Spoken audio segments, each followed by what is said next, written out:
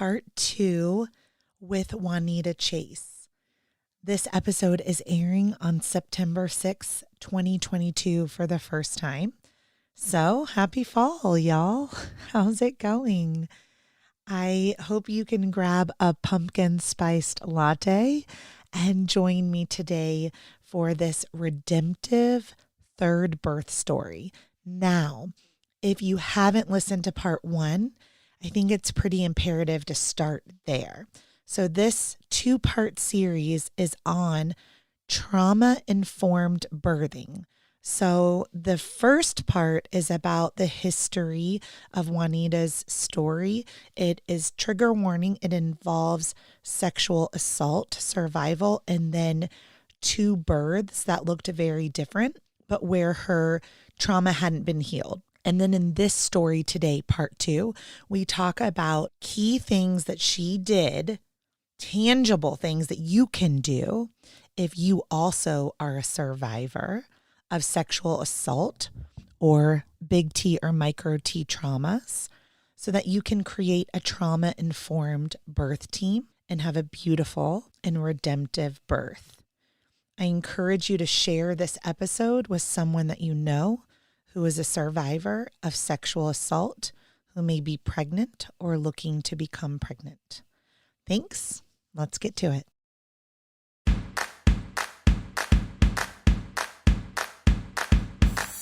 What does a contraction feel like?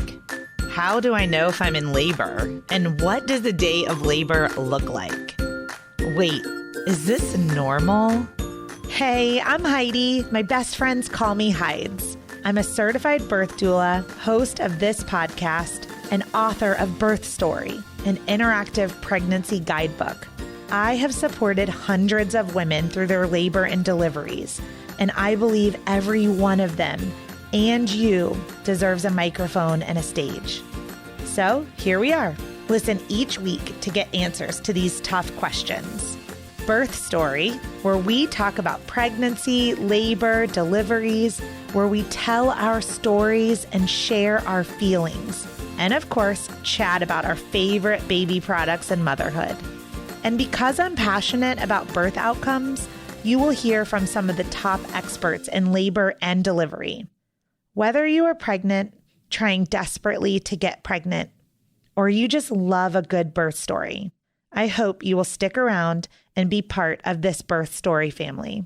Okay, just a little something before we get started today, and that is, what happens if you don't take Birth Story Academy?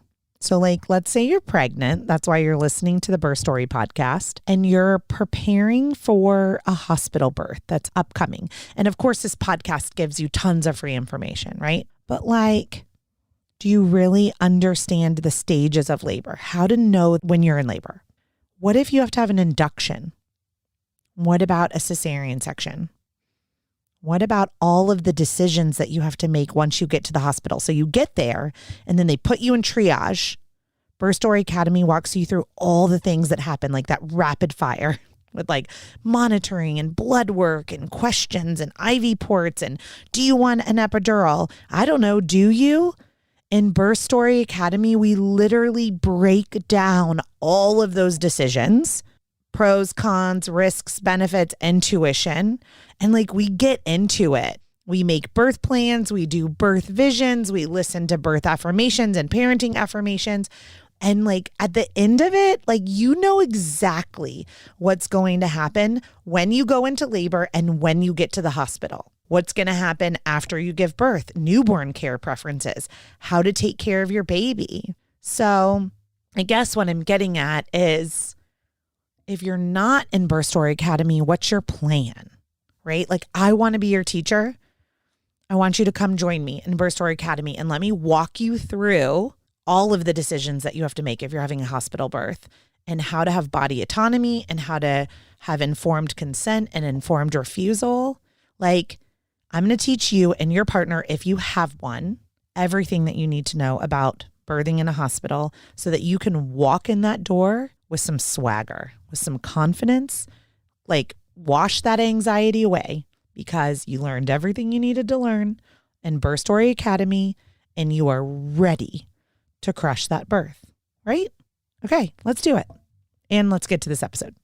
So, one of my missions in life is I just really want to share with people and inspire people that even post-trauma, traumatic births, that you can still have healing and you can still have the birth that you desire and dream of, that it is possible, because I am living proof of that. And in that moment when you were birthing Roman and you, well, really, I guess after, and you saw that photograph of yourself. Yeah. I mean, that's really what led you on this journey of like yoni steaming and visualizations and tapping and doing your yoga and learning about the anatomy of birth. Is that because you were planning to have another child like soon after? So the visualization and the birth anatomy did not start until I was going to be expecting again. But Okay. from the time I started processing Roman's birth, that's when I discovered the body keeps the score, and somatic and mind-body connection, and that we hold traumas and memories on a cellular level. So I kind of started going down that route of body work, Okay. acupuncture, massage, movement. So it wasn't necessarily with the intention to prepare for another birth. It was to heal Juanita.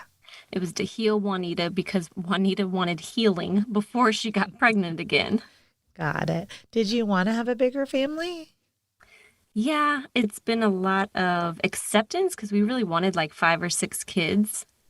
And I think in order to have 5 or 6 kids, we needed to start a little earlier. But I would not have been able to have 5 or 6 kids in the mindset I was previously at. So having some acceptance around where I am and how many kids we're going to have. But yeah, we definitely wanted to have more kids, more than one. And you would need a new vehicle also, like more of Yes. like a bus type vehicle when you have Right. like 5 or 6 kids. Well, Juanita, I know that you have a 21-month-old. So Yes. there was another baby that Mhm. came. And so will you just share with us a little bit about your journey to your daughter? And then I would love to hear this birth story as well on how everything changed for you. Yeah, absolutely. I was deep in my healing work, and my beloved grandmother passed away. And it's so funny because on my birthday, in July 16th is my birthday. It was a full moon, and I had this beautiful women full moon circle at the beach. And I just prayed to Spirit and said, please take my fear away of childbirth. I want more kids. Please take this fear away. Let it be easy next time. And I went to my grandmother's funeral, which was 12 days later, and I got pregnant the day after her funeral.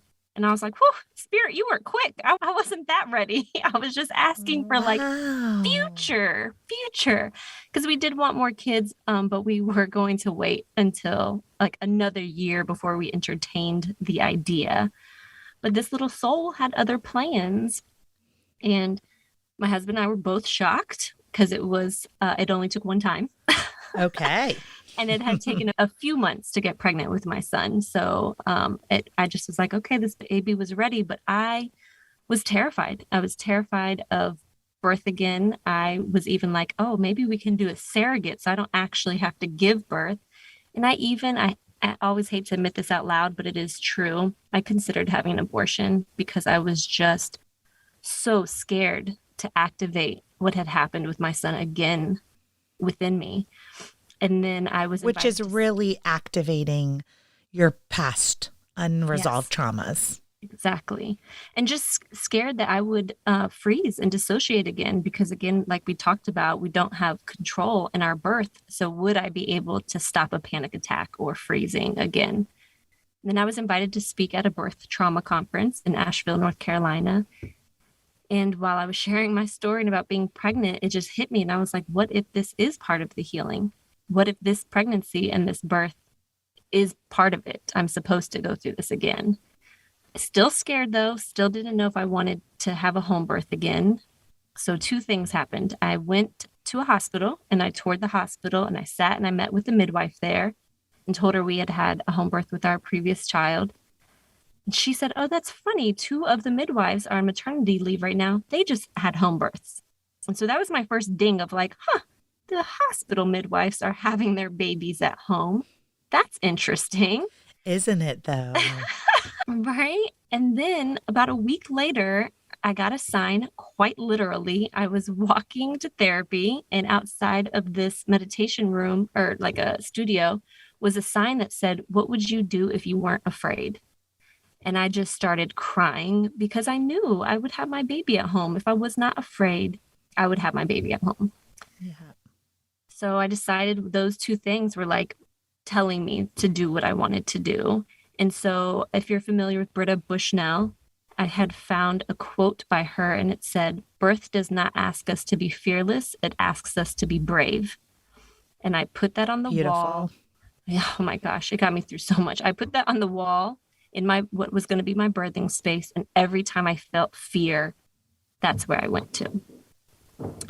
So I created a birth playlist that was all meditative, protective songs that I was listening to through my entire pregnancy.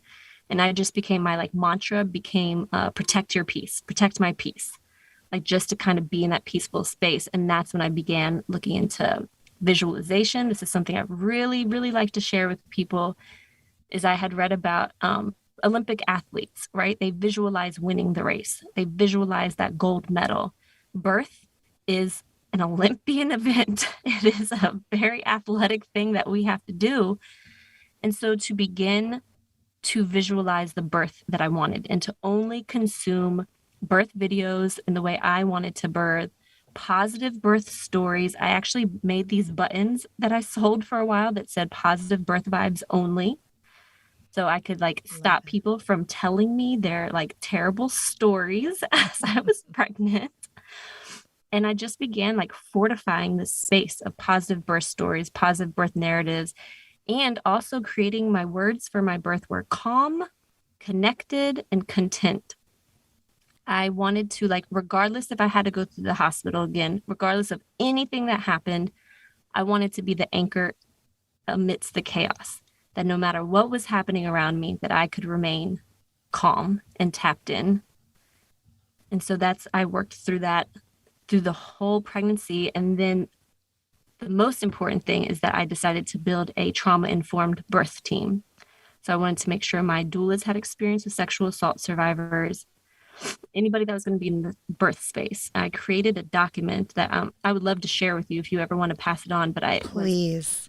A Word document that I made that I put on my wall and share with my whole birth team of like what to do if you see me freezing, what to do if you see me panicking, and just all the different like somatic things or coaching things that people could tell me, like name the 5 blue things in the room, to feel a texture of clothing, chew on a piece of ice, just all different types of physical things to get me back into the present moment.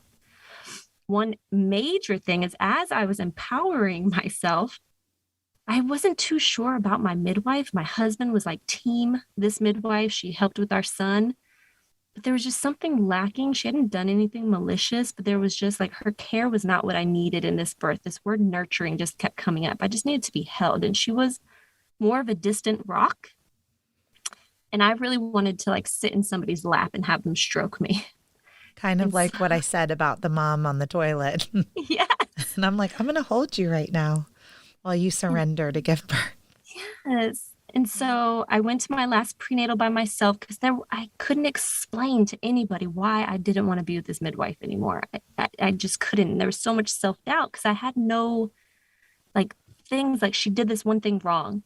But I went to this prenatal by myself and I was like, I'm still having this feeling. So without telling anyone, I started interviewing other midwives. And I did not make my decision until 36 weeks. And I changed midwives at 36 weeks on March 13th. And that was a Friday. Monday, March 16th, Los Angeles went into quarantine. So I met with my midwife in person the day that I decided to go with her. And then everything moved online. No. So talk about really tapping into my tools that I had worked on and cultivated. She came to one prenatal and did a beautiful birth ceremony, which is one of the reasons I wanted to go with her. She was very much my vibe of like ceremony and tapping in with the baby's spirit and crystal bowls. I wanted a very hippy dippy birth. Mm-hmm. But everything, I had a Doppler, I had a measuring tape. I had the pee sticks. I had everything at home. So my prenatals were her watching me check myself and just talking on Zoom. Wow. Yeah. It was a little different here in my area for quarantine. I think everyone just kept coming to your house, even though we were scared and not knowing what was going on. But it's interesting that California moves so quickly to lockdown. Yeah. And the fear that still permeates here, but that definitely permeated then too, because I only got with this midwife at 36 weeks and her not knowing my history. We butted heads so much those last 4 weeks because I was very much like in my power. Now I've made this decision. And there was a moment where they weren't sure if like COVID could be transferred to a baby through water. So she was almost thinking about not letting me have a water birth, or like she asked me, when the baby comes, can you get up out of the water? And I said, no, I will not. I will not be doing that. Also, my baby can't get COVID if I don't have COVID. So like it's not magically appearing in the water. Um, All so, the things that we didn't know, the oh, last 2 years have been such a journey of learning with COVID and pregnancy. yeah. And by that, I told you my mantra was like protect my peace, but I became in a very, what's the word? Like a very pushy mode of like, oh, if people are not for me, then they're against me. Because then she had another question of when she arrived, could my doula leave? So it'd be less people in the house. And so I got to the point of 40 weeks Personally offended. so offended. I was offended because I had so meticulously handpicked this team. And so I called my doula and told her. And then I was like, I'm about to free birth this baby. Like, forget all these midwives. Like, I'm just going to like birth this baby. And I will have to say, is like, she wanted me to keep a food journal at the end. And I was like, I am 36 weeks. I'm not keeping a food journal. Like, I am a good eater. We are good at this point. But I will say, as much headbutting as me and this midwife have, and I have to give us both grace, right? Because we had 4 weeks together. She showed up at the birth. Like that, how she showed up, she danced with me, she held me, she growled with me, she was like in it with me. And she was exactly what I wanted. That nurturing mama, auntie figure at my birth was exactly what I wanted. And her postnatal care was perfection. I didn't even realize I didn't have postpartum care till I had her postpartum care. Yeah. So I think, and trying to navigate a pandemic and the last 4 weeks of pregnancy, it can, it's a breeding ground for a little friction. It is. But I do want to go back to, I love that you said I put together a trauma-informed team because there are doulas all over that have gone the extra mile to take the trainings to specifically support trauma survivors of all different types. And so those trainings look very different. Some are specifically around sexual assault, some are around other things. And also with your midwifery and your obstetrical care. So those are questions to ask and to create an environment and a space around you that cradles you, right? And that those people are not afraid to if you start to walk into the dark, they're not afraid to pull you right out of it, right? And keep you safe. So how did the birth go? You were dancing and groaning and swaying, but how did you know you were in labor? I woke up that morning. I was 41 weeks in one day, which is really funny because that's the exact same time that I went into labor with my son, 41 and 1. Wow. So I knew it was like happening soon, right? Like you're like, all right, there's no turning back now. I woke up and there was blood in my underwear and I was like, today's the day. And then around nap time, when I went to nurse my son for nap time, that stimulation, that nipple stimulation, like really ramps things up. And I was like, whoo, I cannot nurse you right now. Like it's happening, but it was like very slow and manageable for most of the day. I was like sending last minute emails. I even like a few days later was like, I sent emails at 4:30. That's crazy. Pictures of like my son took pictures of me. And then I had this beautiful yoni steam meditation session while my son and husband went to walk the dog. And I didn't call anybody to come until around 7:30 or 8.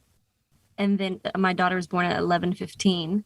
In the morning or So, the evening? oh, evening. So Oh, around, so wow. I started feeling, the little tinges of crampiness, or you're like, did I eat dairy? What's that feeling Yeah. that I had? And then, yeah, so around 7:30, 8 p.m., I kind of gave everybody a heads up, and then people started arriving around 8:30, 9 o'clock, and then she was born at 11:15. You were very in tune with your body and when you needed support. Was she born in the water? She was. And I will say I had my goals for the birth. My goal was I wanted to move. I had danced through the whole pregnancy. If anybody goes to my Instagram, there's lots of videos of me pregnant and pole dancing in my living room. And so I danced. So I wanted to move because I felt so stagnant in my son's birth. I was just in the tub the whole time. So I wanted to move. I wanted to remain present. I did not want to dissociate. I wanted to be there and through the transition, through everything. I wanted to be present, be vocal, Yeah. and I wanted to catch my baby. Those were my top 4 things I wanted to do, and I was able to do all of them. And it was really great. What my doula, her name's Daisy, and she was fantastic. She gave me 2 tips I'll take with me forever. One, when I wanted to move in a different position, but I was scared. She was like, are you scared that it's going to become more intense or it's just going to be different? And it was such a good question to ask me. And she was like, let's just try. And then another one, when the baby was coming down, I was leaning out of the tub and she said, send all of your energy downwards. Too many people will tense their hands, their shoulders, their whole upper body, but you need to send all of that energy down. And I was able to relax the entire upper body. And she knew because I had been open with her about all the work that I've been doing. And I sent all of that energy down. And I really love my birth story because I'm so proud of myself. But I was so quiet, and I knew how the baby goes in and comes back out and in. So I was just so quiet while all of that was happening. And then she crowned, and I said, okay, the baby's head is out. And the midwife's assistant was across from me, and she was like, oh, she just means like she can feel the top of the head or it's crowning. And I was like, no, I was like, the baby's head is out. Like, I'm aware. Like I feel her lips and her nose. You can't mistake a head coming out of your vagina for something else. No. Especially when it's been going in and out, And you're like, what is this suction cup that is happening in my vagina right now? I know I have so many moms that at the contraction will end and then they go, no, because they can feel the head going back up inside of them. And they're like, no. Oh, so then what, on the next contraction, did the rest of her body emerge? She did. And she had, I caught her. I was so excited. That's all I wanted to do. I said, and my midwife said, reach down and grab your baby. And I did. And she had her umbilical cord wrapped around twice. Wow. And so the midwife helped. I got her. And then I was like, okay, you can help with the umbilical cord. And so she took the umbilical cord and placed her on my chest, and I had a baby. And it was just the pictures that my doula friend, I had a doula friend come that was just on my son's support. She was just hanging out with my son and taking pictures. Yeah. Just the pictures of me. I was like, that is what I wanted, to like go inside. And I didn't even have a ring of fire or like this like weird transition, because I think I was so, like you said, I was so in tune. I was really working with my body, and what I had said in earlier conversations with you, I just really kept saying, I trust my body and I trust my baby. I had watched videos of fetal ejection. I'm keeping that in. That was awesome. But like I knew that babies know how to get out of your body, right? In all like positive circumstances, a baby can come out of you. Yes. And one of the words that was off limits, because I had been coached to push so hard with my son. I had 15 stitches. It was a lot. The word push was off limits. I wanted my body to unfold naturally. And if anybody had to coach me, they could only say, bear down. You can bear down now. And so I had some off limit language, and no one had to do that, because I was like, if my body has to poop, it knows how to poop. Like, Yep. And you can breathe that out. You can go with that sensation too. And we talked Wow. about not having control during birth, but I do want to mention some of the things that gave me a sense of control. Yeah. And that was preparing my birth space. So, and 360 on every single wall that I could possibly see during the birth, I had different pictures and sayings. There was one point where I asked my doula, I couldn't look, and I was like, just read me the thing on the right wall. Read me that thing. What's that thing say right there? And I had created that space several months in advance. So I sat in there and I knew where everything was and what it was saying. And then my midwife had given me a TENS machine, which I had only heard like people use a lot more in Europe. And it doesn't take away the sensation. That was another thing. I didn't want to call anything contractions. I just wanted to call sensations. It doesn't take away the sensations, but I had something to control so that when a wave came, I could press this button and also have another sensation. And then when that wave left, I could turn it off. So it was something that I was in control of, right? I wasn't in control of my body, but I was in control of the way I could support my body and my mind. Yes, a TENS unit is one of the most powerful tools that I have in my doula bag. So it is lovely and I do give it to the birthing person and I say, just turn it up when you feel the sensation coming on and then turn it down when you feel it coming up. And eventually when labor becomes so strong, they'll say, oh, I forgot to, And so then we have a number one. Is it starting? And a number two is it's ending. Someone else can help you with that too if that becomes too much to think about the further on it gets.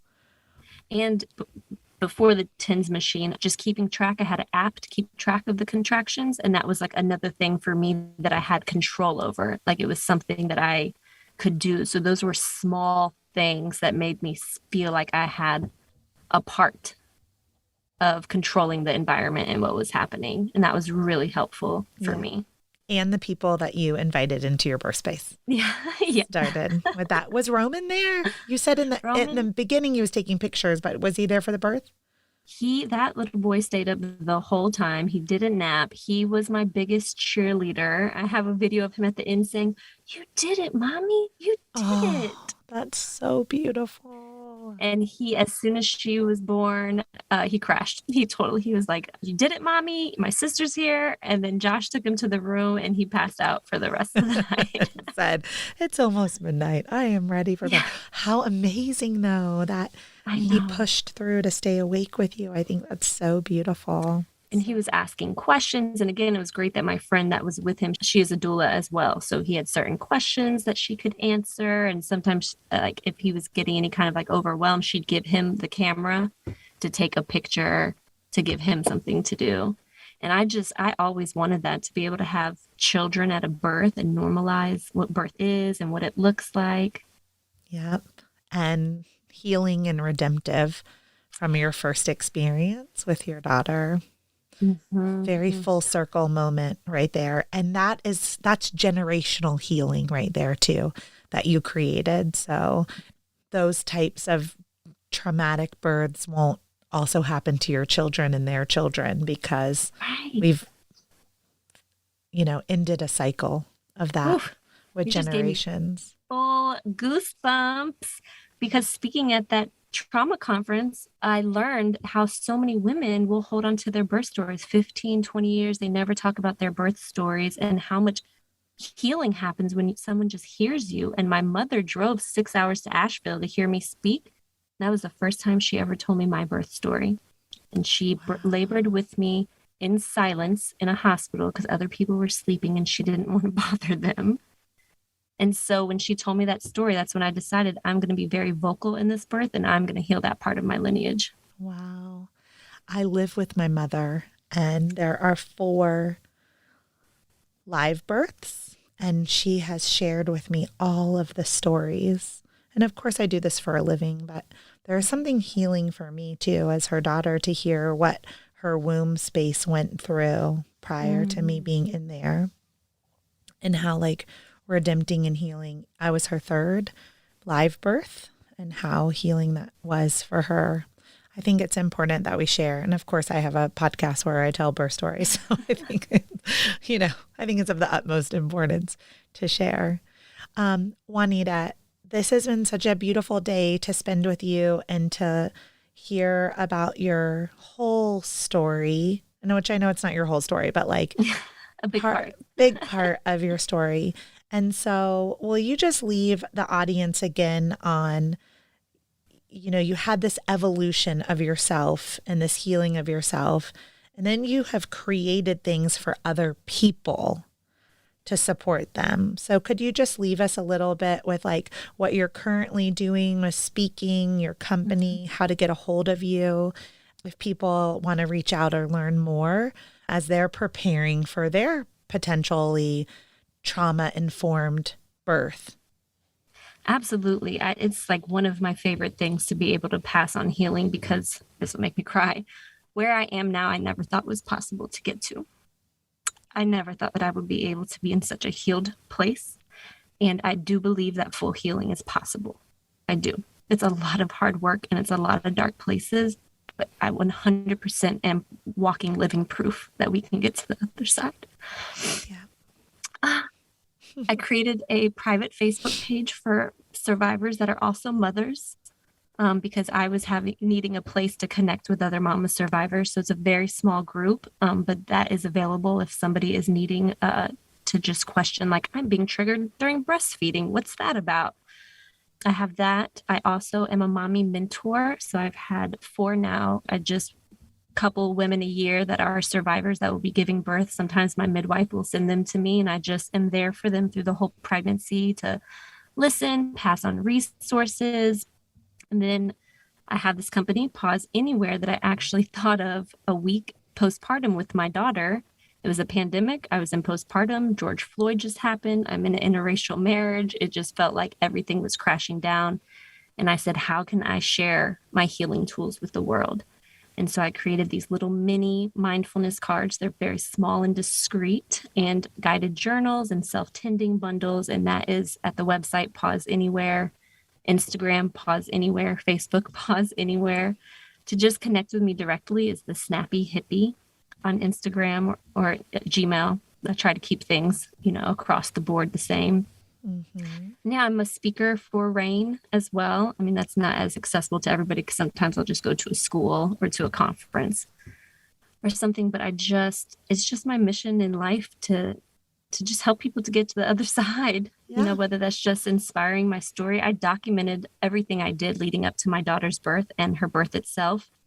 Well, you have become a healer. You are healing. We'll always be healing. We'll never be healed. It will always be healing. And now you have the gift of being a healer, and healing even more today just through your words and your story on this podcast.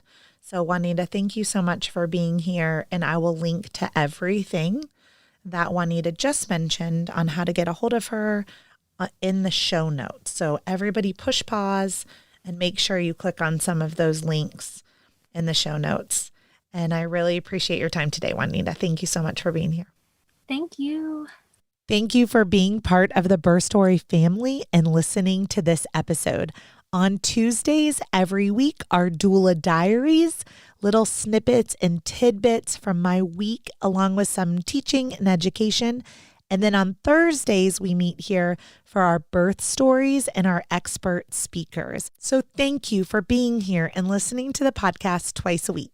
And if you are left wanting more, like Heidi, I've listened to all the episodes, I've read your entire book, then I hope you will meet me in Birth Story Academy and let me be your online childbirth educator to prepare you for your hospital birth, no matter what that looks like.